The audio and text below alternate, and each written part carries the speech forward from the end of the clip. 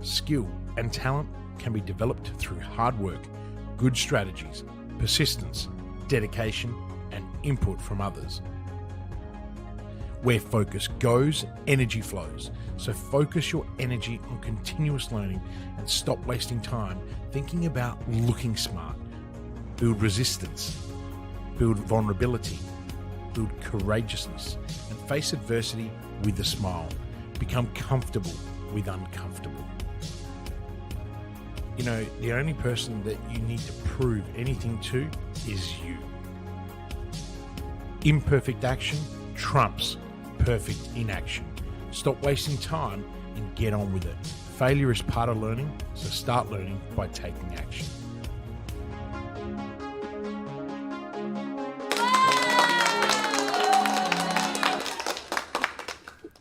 Kristian Lavolpe, welcome. We are back. It is the hot seat. How are you going? I am feeling fantastic, Simone Lawn. It's so great to see you back from holidays, albeit only short, but look at you looking fresh. As you said to me, I actually made an effort today. Wow, we need to send you on 4-day holidays more often. See, this is what happens when you start to get a taste of the warmer weather. Then I can be bothered to get out of my fitness attire. Fantastic. Well, it is Wednesday. We're here to talk all about the hot seat. Now, last week you had me absolutely mesmerized in our topic. So I'm glad that we're sort of continuing on the theme of what we talked about last week. It's all about the mindset, right? And that's just such a huge component of who we are as people and how we show up in business as leaders, as parents. Like it flows onto every area of our life. So I'm really excited to see where this episode goes. So let's just get straight into it. My first question for you today, 2 minutes on the clock to give me an answer, but we know, you make the rules. So if it goes longer, it goes longer. My first question is, what role does a positive mindset play in overcoming obstacles in your business? It's not a trick question. Not a trick question. Well, No. Well, look, Simone, when you have a positive mindset, you actually approach challenges and adversity with a problem-solving mindset rather than getting bogged down in the negative talk. Now, the results of that positive mindset, studies show increased productivity, more opportunity creation, better decision-making, also improved relationships, at work and at home, also with clients, increased determination to continue learning, really important, and then finally, improved performance. Yeah, it really just has so many positive effects, doesn't it? So Yeah. I guess my little side question from that is, we've talked about this with sales before. Do you believe, being a salesperson is a natural born trait? Do you think that positive mindset and a growth mindset is something that some people just really aspire for? Of course, it's a skill that we can all learn, but do you think there's a natural ability within that as well? Well, Simone, a mindset isn't necessarily a skill. It's actually a way of thinking. So everyone has the ability to have a growth mindset, and everyone has the ability to have a fixed mindset. In fact, there is no such thing as someone having a growth mindset 100% of the time, right? The studies indicate this clearly. So that is what the whole having a mindset is all about. So the reality is you make the decision what mindset you're going to have. The circumstances you're in, right? Or the upbringing you've.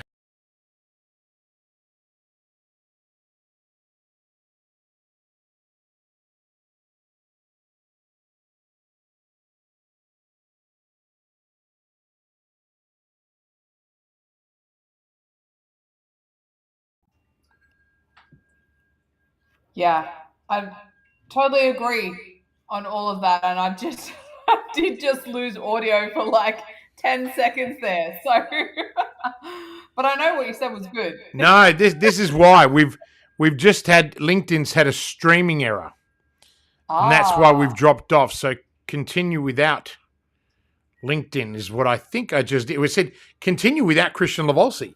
And I'm thinking, well, that's not going to work. What kind of hot seat would it be if I'm not here?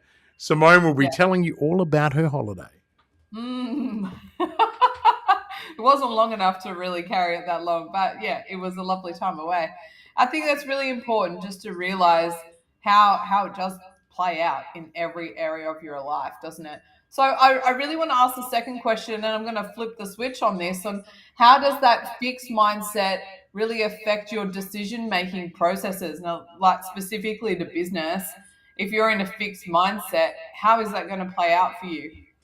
Well, Simone, people with a fixed mindset approach decision making with far less motivation.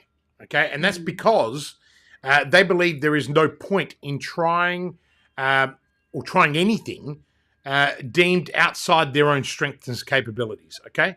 A fixed mindset can also then result in a negative mindset, which can result in delaying decisions until time has actually run out or it's too late for a resolution. So I'll give you an example of this that I hear a lot, and that is what we call fate thinking. What will happen, no matter what. Yeah. I say to people that say that to me, just give up then. Move on, right? I mean, everything is possible. Challenges are mere opportunities. Problems have solutions actually in them. And adversity, Simone, is just another opportunity to kick another door in. That's a growth mindset. All right? Yeah. That's a positive mindset. Now, I have that naturally every single day, right? Even when people piss me off, I still go, okay, you are just an idiot. You piss me off. I'm just going to work out around your idiocracy, right? And some people find me, just way too full on. But my customers pay for me to be a complete asshole because they don't need another friend, right? What they need is someone who gives them a kick in the ass when they're looking at me going, I'm going to quit. What are you going to quit? Look at where you were 3 years ago. You got like 20 times more money in the bank. But, people get stuck on these one or two little things. So they revert back to that fixed mindset. Hence why what I was saying before, people have both a growth mindset and a fixed mindset. I have fixed mindsets, right? Yeah. I'm not going to sit here now and talk about them, but I have to constantly work. But when you know the fixed mindsets that you have, it's easy, right, to reframe them and work around them. Yeah. Okay.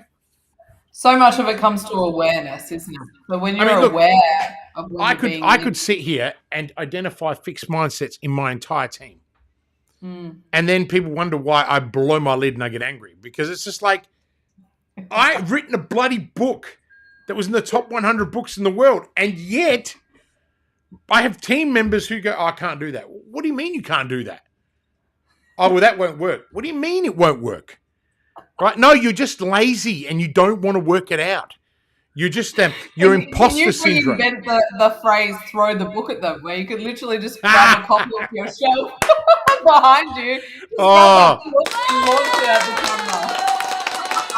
camera. That's brilliant, Simone. I will pay that. That is brilliant. We need to get the short of that. Call it out, and we'll have me throwing a book. Right? Oh, we'll get brilliant. The team onto that. There will be no they can't for that. We'll make that real happen. Yeah. It's true though, isn't it? We all have those moments in things of self-doubt and our own beliefs and our own stories that we tell ourselves that hold us back. And it's being aware of them, then overcome them and rewrite that and change. Totally. Yeah. Well, this is a really good way to just digress straight into the third question, which is how do you actively promote a growth mindset into your team to overcome those challenges? So what are some of the strategies you use with all of us to help us where you've already identified it, you can see it. What are the things that you're doing? This will be a nice insight for us for what's in the mind of Kristian. You guys are just so hard, right? No, that's the fixed mindset. So hard, no. It's about persistence, right? But let's reframe that. This camera, what are you doing today? In order for a growth mindset to really take hold within any team, you actually need a positive and supportive work culture. Okay. Now, this way, every employee feels comfortable but also secure, right, in their environment, which therefore offers them the freedom to take risks, make mistakes, and continue their learning journey. That's really important. Mm. Okay, so how do I do that? Well, there's lots of ways, and I'm sure you're thinking about it. The only problem is I can't control people who want to be negative. Like I can't do that. Like, someone's sick or they're having a bad day or they're doing that. And it doesn't take very long for all of that to just filter through. That's the Yeah. biggest concern, right? So Mm. what we do in organizations is we try and reward creative thinking, problem solving, ideation creation, Mhm. thinking from left field. Um, I focus a lot on the outputs, not just the words, right? Which therefore you put further rewards on implementation. So other things we've done in other companies is encourage risk taking by actually formulating a risk appetite framework. We do this at board level.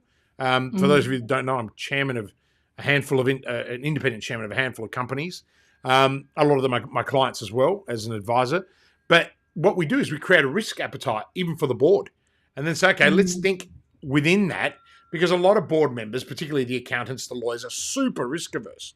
So it's trying to get them to go, okay, come on, let's broaden your thinking. You have so much knowledge, right? And what that does, it gives people the boundaries to explore and go beyond. But there is a handful of things that I really love to do. And one of them is champion learning and development, reposition how people think about failure, stretch people beyond comfort zones, also create feedback loops, really important. You've got to show people you care, right? That's super Mm. important. And don't be afraid to ask stupid questions. The only idiot in the room is the person who doesn't ask the question, right? Mm. Like that's my feeling on it. You got to welcome criticism. Like I love giving criticism, right? And I'm more than happy to take it, right? But be careful, because if you're going to criticize me, you better be on the money, right? Yeah. Because that's my theory. And so the same with me. I am happy to criticize people, but I'm Mm. on the money. I give them constructive feedback on, hey, this is where you went wrong. Keep going, but make sure you fix these things. The only problem is that so many people get stuck on the, you just criticize me. Well, what about the last bit I told you was how to guide you, how to push you through it, right? If you don't Mm. want to grow, then you're stuck, right? Yeah. And then always remember self-reflection. Consider whether or not you have changed and how you've changed. But look, when we work with clients, we bring all of this and more, Simone, to the table. And as expert advisors in growth and strategy mindset, right? That is really critical, because it's critical in building thriving cultures, and those cultures need a culture um, around the vibrancy, and we that's why we spend so much time on the core, right? Like the Mm. core is so important, the purpose, the values, the competencies, right? Because that gives us a framework, but also gives Yeah. us the should and shouldn't do's of a company, right? Mm. Jim Collins says, first who, then what. So I spend most of my time initially understanding the people, who they are, what their purpose is, what their strengths are, and what do they really dislike, what demotivates them.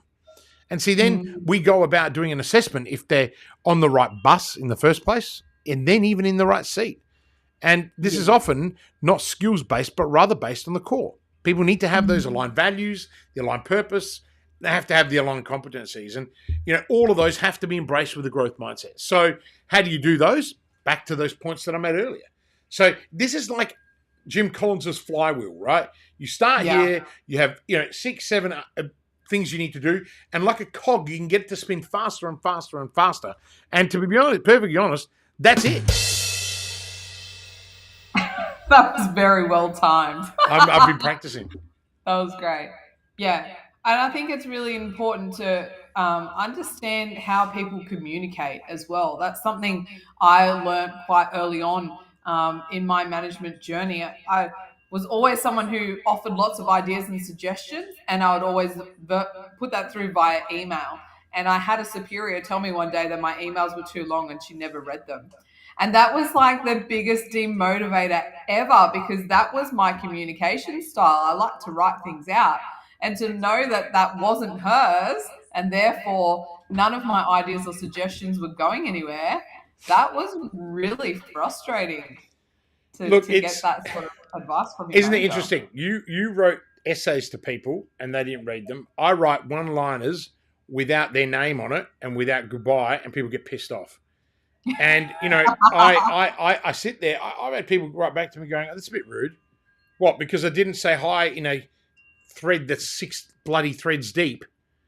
Like, I'm having a conversation with you. Get on with it, right? Like, Yeah. and this is this, and there is, the more successful you are, the more output you produce, the sooner you realize that all of this other stuff is just crap, right? And that's the hardest part as a leader who is high performing, is to not forget the fact that your team are not going to be you. Yeah. So, and that's where I sometimes go, okay, well, let me remember to say good morning in my email, or someone will get offended, right? Or even in a Slack channel. Like, you don't need to say hi. That's just a waste of 3 letters, right? Or 2, or hey, like, get on with it. Tell me what it Yeah. is that you want. Let me solve it for you as fast as possible. But, it's those things. But it's interesting how, you write essays. I can't handle essays, but I still read them. Right? But I read faster than everybody else. So I just go, okay, that was 80% garbage.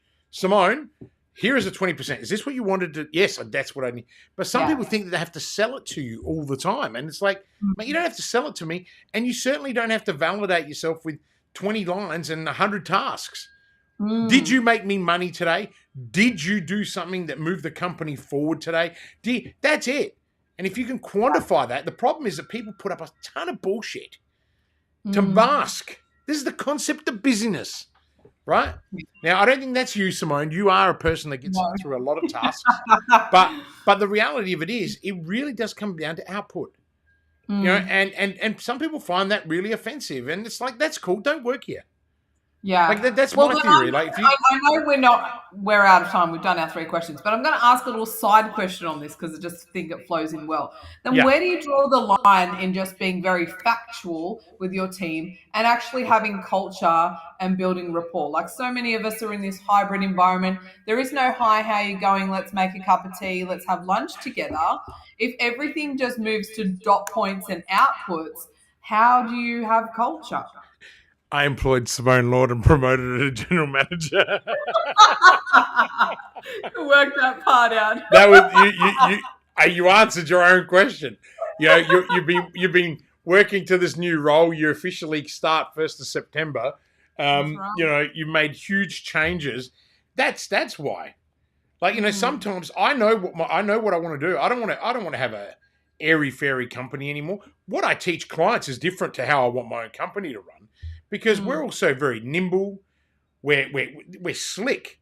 We've got multiple companies in the portfolio. A lot of people always say to me, how do you consult all these people and then have 80 of your own staff in a group? Well, it's not hard, right? They're all run as, companies, but this time round is not my first rodeo. You perfect what you do, and all your companies serve one another, and they serve the same clients. So you're adding lifetime value to the client, right? Yeah. And vice versa back to the company. So, even now with the launch of our AI business and, how we integrate that into our media business, it's just, and then that integrates into the outsourcing company. And, all of a sudden I can see this beautiful picture. I want to go to being a visionary in my own companies. And then I want to give all of that vision to doers who go away and do it. And I think that's where the frustration for me has been, because the doing isn't being done. So when everything started to change, I just went, hang on a minute, I know someone who, once they get momentum and their frameworks are in place, can do this and can lead long term. And that's Simone. So, again, the reassessment of, are people on the bus the right people? Yep, tick the box. Are they in the right seats? Aha, let's move them around, right? Bonnie, for example, is excellent in her seat, but she has 3 other seats. And so she can't concentrate on one seat. So now that we've made another structural change in that company, brought in an operations manager, all of a sudden, the output, right? But all of a sudden, she can also see all the things that were pissing me off, because now she's not just being dragged. The focus is not being drawn everywhere. It's back Yeah. here. And it's like, oh, that's why, in your absence, I've been just laughing at the Slack channel for that particular company, because it's like, how did you do that? I'm like, oh my God, I don't need to do this anymore. Right. And the resistance is there. So, yes, we're adapting the culture, but sometimes the culture needs to be shifted by shifting seats. And this is what people don't understand. Like, you want to be here, but you could be pushing shit up a hill for no good reason, right? Yeah. When you could have actually had it airlifted and it would cost you less, right? Like unless you're in the manure industry or you're Nutrog like Angus, it is what it is. But for me, Simone, this really does come down to, you've got to be fit for purpose, and this is why culture isn't this one size fits all bullshit. Right. And your values don't actually have to be the same as my values, but the company's values have to align to our values. And this is why I see all these culture experts, ex-life coaches now teaching culture. It's like, fuck, you couldn't make any money. There goes my G rating. You couldn't make any money. I get so shitty. You couldn't make any money as a life coach. So then you go and stuff it up for everybody else and try and go into culture development of organizations. It's like, mate, what are you doing? I've seen like 7 people in the last 2 weeks. I'm like, this is terrible. And business owners out there, those of you that are listening, if you're listening live, hit live. If you're hitting replay, that's what I really want to know. Hit replay. I mean, last week we had like 120 listeners throughout the whole episode. So it didn't just mesmerize you, it mesmerized others. I'm hoping to see there's been thousands of replays. But the point here is, and again, people say, some people, the critics, the fixed mindset people say, it's all self-promotion for you. No, mate, my results speak for themselves. Right? My clients' results speak for themselves. I mean, I'm currently putting together the amount of revenue generated under management not just our companies, but all the client companies. It's close to $1 billion at the moment. Like that, it's insane. Yeah. Right. And and it's like I get to live vicariously through my clients' businesses, and I take so much pride. Who says employees, right, can't have pride for their business owners that they work with? Because that's what I am. I'm an employee, I just don't have that employee mindset. Now, okay, I'm a contractor, but I'm still an employee. Technically, I give and devote to them. Yeah. And I love it. I and get that's paid the thing bloody that well builds too. culture, right? And this is something you've talked about in previous episodes as well. It's remembering people's names as you're walking through the hall, or when you're passing them, and all those sorts of things, or even just in general conversation. I've heard you many times with your clients asking about family members or recalling their kids' names or things like that. That is the part of the culture that really ties people, business, organizations, referral partners, people that you want to align with to give business to in the same sort of output. I mean, a really good example is our mastermind. Today, the Evolve Mastermind, the weekly call. And I wrote everyone that message in the mastermind. I want to know where you're at with this. And people are going, I don't even remember. I mean, it's your business. How do you not remember? Like there's me being a full-on Italian, right? Like, but to me, when you care, you've got to care. Now, to me, intensity and care are hand in hand, right? And that is again a part of the growth mindset philosophy. I'm listening to Brendan Burchard's book, the original book he wrote, and he talks about motivation as something we actually have to do. But I struggle with that, and even though he's one of the the founders of the growth mentality, to me, I think you have to inspire people, not motivate them. I think you have to de-hassle people, not motivate them, but you have to inspire them to take action. And maybe Brendan Burchard, if you ever listen to this,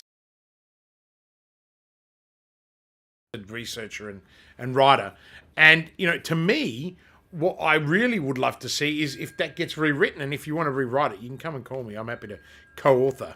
But no, I truly believe we need to inspire people, to have a growth mindset.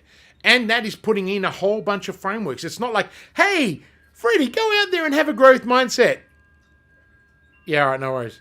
Like that doesn't work. You've got to put the frameworks in, because people, ladies and gentlemen, are not that bright.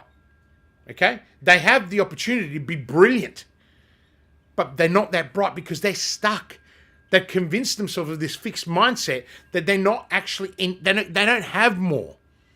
You know, like I was deemed stupid, told I was dumb, got D's and E's, and I now have a plaque there that has golden keys, and that was for my masters. Right? Like, you know, it's like it took me a lifetime. Don't take a fucking lifetime to learn this. It's pretty simple. You know, and like my wife, she says to me, Kristian, you do this to the kids. And I'm like, yes. I want my kids to believe that they can be and have and do so much more. And never to give up and never to be told, you know, look, my son didn't do great in NAPLAN, right? And he did better than the average, but he just didn't do the school average, right? And, you know, I went into the teacher, I said, talk to me. And they did another test because I said, shit, your son tests badly. I said, no shit. It's funny, I'm not the teacher, but I worked it out. And then they've gone, and brilliantly to them, they've created a brilliant learning plan. And, you know, we had, and also they've been fantastic, right? The teaching team and the extra learning team have been brilliant. And, you know, and I said to my son, I said, hey, I failed multiple choice. He goes, what? I can't interpret multiple choice. I'm dyslexic. Right? Now, that my son, they don't think he's dyslexic. They don't think he's just little. He's a year almost younger than everybody else in his year group. So was I. Right? So I look at this and I'm learning. See, and what I'm trying to do is, this is how you learn. I'm trying to explain to our listeners exactly how the process is. You know? Yeah. Now, there's no point in me having gone through that experience and not handing that down to my son. Right? That's when you fail, ladies and gentlemen. When you know on reflection and you do nothing about it. Right? You know, like, you know, that's that, and that to me. And so I sat down and the teachers looked at me and they're just like, wow. I'm like, what? And they're just like, you know this stuff back to front. I mean, yeah, all right. I was an adjunct professor too at uni, but I teach entrepreneurship. Right? I teach these things. Yeah, people look at me as an advisor, but they don't know all the background. And you've got to be a doer. Don't sit on your ass and hope the shit's going to happen. Fate is not what you think it is. Okay? Yeah. It's the decisions you make that define your future. Right? Positive or negative.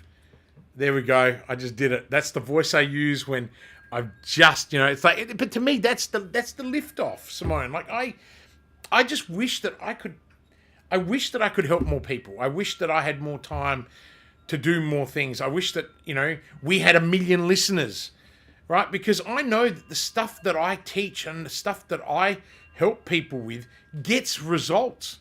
I'm not a genius.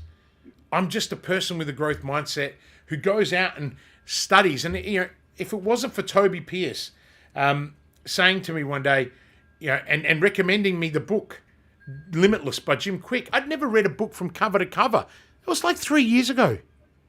I'm 45, right? And now I read a book a week. And all it tells me is what I already knew. But it gives me stuff that I go, oh my God, I'm not an imposter. I know this. Right? And it's just giving me more confidence and it allows me the opportunity to make better decisions. You know, and you know this, you see me, I make decisions on the go and they are on the money. You know, and people say to me, how do you process? Right? Hey, today I'm just talking now because I just love this because hopefully through the talk, people are seeing the thinking that's involved in it. This is not hard. Yeah. It needs practice. And that's what I say to Leonardo all the time. I said, darling, you need to practice. The cello isn't going to learn to play itself, mate. Right? Yeah. You've got to practice the cello. Right? And even though it sounds terrible, eventually it's going to sound, right, like Vivaldi. Okay? And he's like, who? And I'm like, all right, let's play some Vivaldi. But, you know, like this is, and you've got to have this desire to learn. And my son has that. And he has it in spades. So does my daughter. And that's something that I just love. And I think that's what they see now in me because I'm always talking about it and I'm always doing it and demonstrating it. And Lucy's a wonderful mum who actually spends time with her. She's back. Oh my gosh, she's back. She came into the office today. The flu's over. 12 days. That was a long time she was down. Oh, and it knocked her for 6. And, you know, I've been daddy. I've been like single parents out there. wow, I take my hat off to you. I am blown away. For someone who has read The Wife Drought, studied Annabelle Crabb's work, right into the mental load for women and men. It's, women, yes, you've had it hard. I get it. But single males also now go through the same things. Yes, they have a high propensity to get better jobs still and whatnot, and we've got to work on that equality factor, and we are as a country at least. But, man, I missed my wife. No, I didn't miss the cleaner. I missed the wife, right? I didn't miss the cook. My children ate better. They said to me, they said, Pa, your lunches, your food, right? Even Lucy, that's the one thing she was eating, right?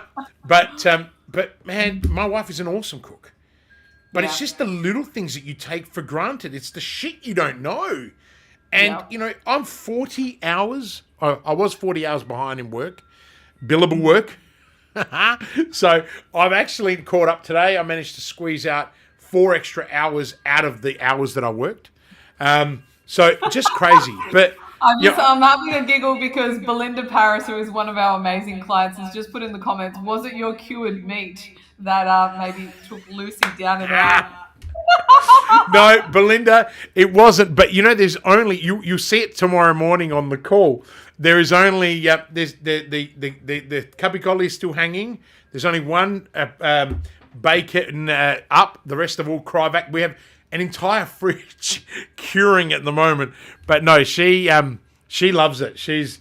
Lucy has been phenomenal, but amazing how much I missed her. Even like having her in the office, like the office next door and stuff.